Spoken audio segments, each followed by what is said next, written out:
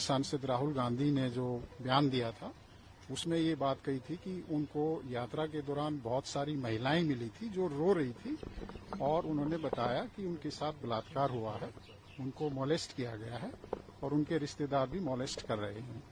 तो ये एक बहुत ही सीरियस मैटर है। उसके बारे में जानकारी जुटाने के लिए दिल्ली पुलिस ने 15 तारीख को कोशिश की थी, उसमें हमें सफलता नहीं मिली थी। फिर 16 तारीख को भी नोटिस दिया गया था।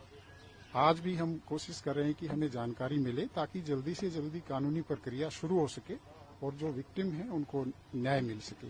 उसी सिलसिले में आज मैं खुद माननीय सांसद महोदय से जानकारी लेने के लिए यहाँ पर पहुंचा। राहुल गांधी ही देंगे क्या? अभी तक राहुल गांधी से कोई संपर्क हो पाया है आपका सर? उनके स्टाफ को मैसेज कम्युनिकेट हो चुका है।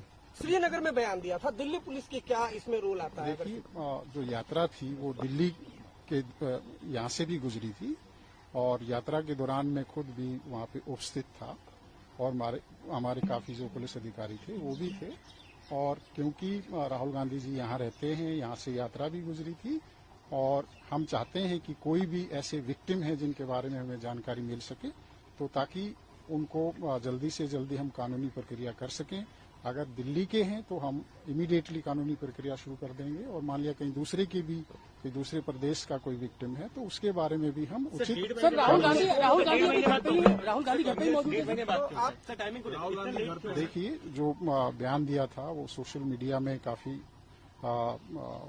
स्प्रेड हुआ था। उसके बाद हमने उसको देखा, हमने इंटरनली अपना देखा कि दिल्ली के दौरान जो यात्रा थी क्या कुछ इस तरह की महिलाएं थी जो यात्रा के दौरान रो रही हों या राहुल गांधी जी से मिली हो। तो हमारी इंक्वायरी में इस तरह का हमें छानबीन में नहीं आया।